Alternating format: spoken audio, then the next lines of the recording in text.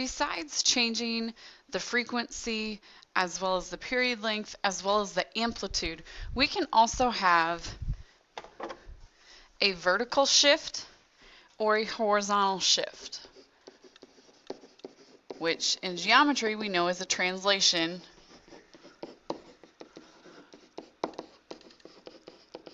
So we're going to be looking at that and how that affects our actual y equals sine of x.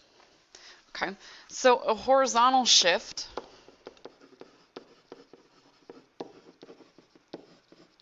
this is also known as a phase shift. The horizontal shift is going to be denoted when we are adding or subtracting from our x.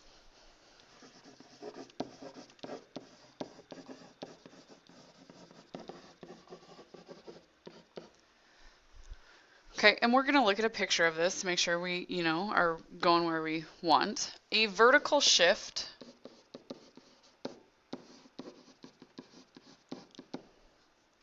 is going to be denoted when we have, so let's say we've got y equals sine of x. Outside of that x, we add or subtract our number, and that's going to be the vertical shift.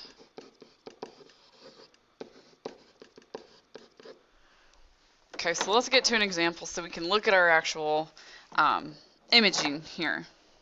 It's a little bit easier to understand when we've got pictures. So first of all, if I've got y equals sine of x, we know this is my basic sine of x graph. Okay, so if I wanted a horizontal shift, let's say I want to go add 2. Oops.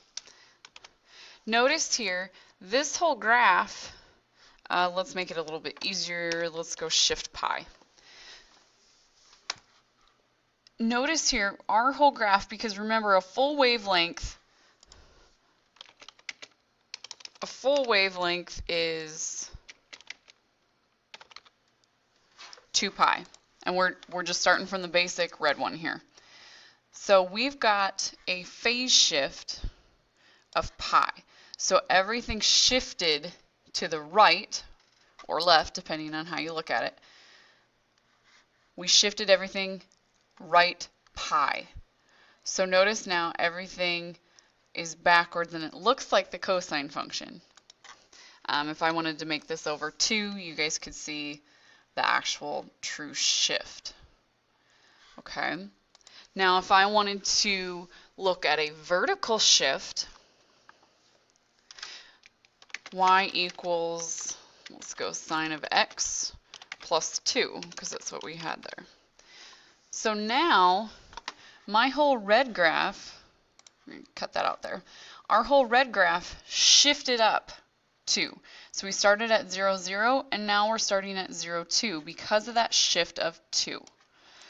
Okay, so basically the biggest difference between the two, yes, you are adding or subtracting some value, but the difference here is where the shift is taking place. If it's taking place inside the actual sign, like this one is in the orange, then you're going to have a left and right shift, a horizontal shift.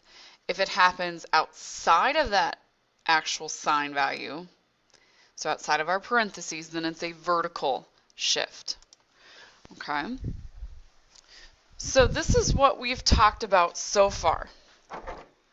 If we have an equation y equals b sine of x over a plus c plus d. Okay, so if we're talking overall here, we know that a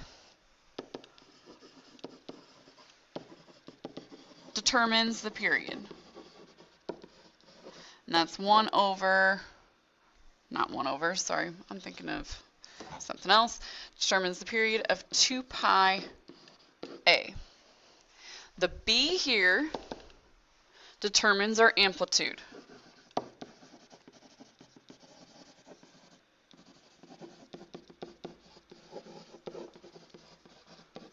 how tall the wave is.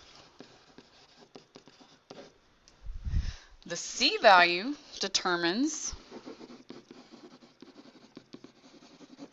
horizontal shift.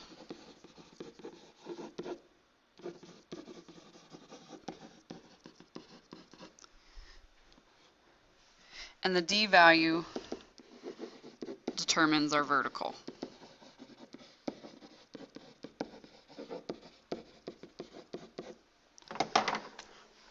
Okay, so this is just our generic formula.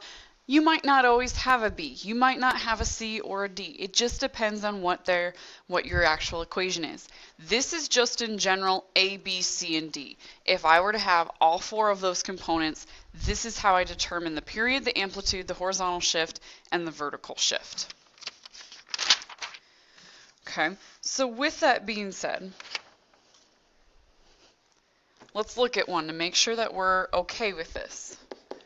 So for example, if I have y equals -1 cosine x over 4 minus pi over 4 plus 3. Okay, I'm going to go right down my list here. I know that the period is 2 pi of a. So for me, that means 2 pi 4, which gives me 8 pi. I know that my amplitude is -1. Doesn't really affect anything. Still tells me my amplitude is 1. No big deal. Because we know that this is my absolute value. It doesn't change anything, which is fine. My phase shift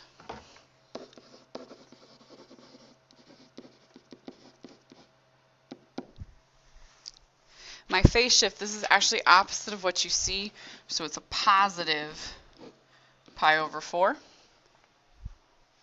And my vertical shift, this is not opposite of what you see, is a plus 3. So looking at this, and we can look at the actual graph of it. I know that my period is going to be stretched out to 8 pi, aka the first wave is going to take to 8 pi. I'm going to be shifted over horizontally, pi over 4, and I'm going to be up plus 3. So let's get rid of all of this, except for this one. We like this one. So we've got y equals -1 cosine of x over 4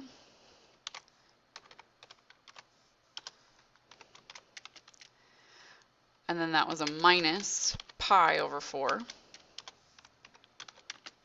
plus 3. Okay, so let's stretch this out a little bit.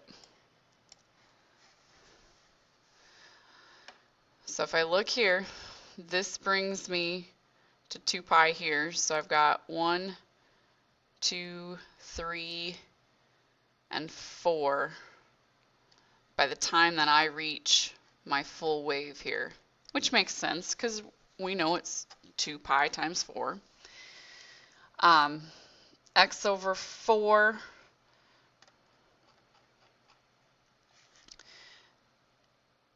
that determined my period length. The -1, like I said, it did not affect anything. We're still going from 1 to -1. We shifted over pi over 4. If I were to draw that line there, you could see that. Oh, I don't want it red though.